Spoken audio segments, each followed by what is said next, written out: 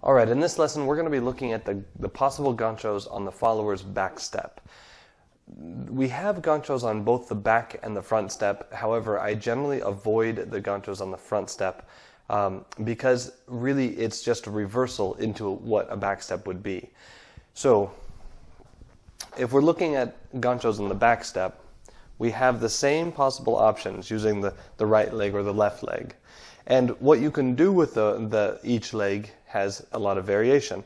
So I can bring my leg in front of her foot, kind of past her foot, and we can gancho here.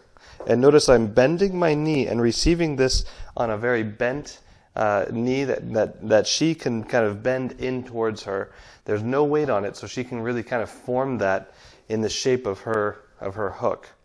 I can also go behind her leg and do the same thing, and this is going to bring her leg a little farther backwards and to make that gancho. Then the third option is going to be where I make a T with her standing leg. I'm going to bring my knee close to her standing leg, and then I'm going to bring her just slightly off axis and put her back on axis. Notice that this isn't a big lean.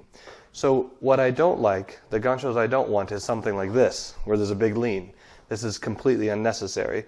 Something here, where my knee gets close to her thigh on the other, her standing leg, and making that gancho is what I'm looking for.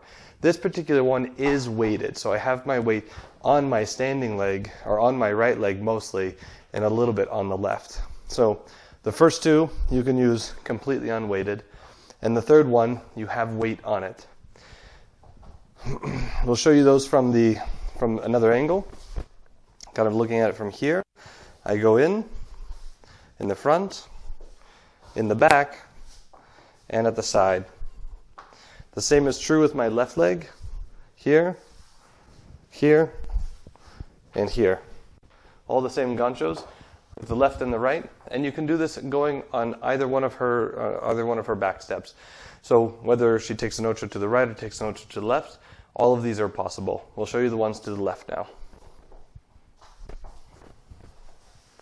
So going to the leader's left, I can use my left leg here, behind. I can use my right leg, behind, or off axis, essentially. We'll show you those over here.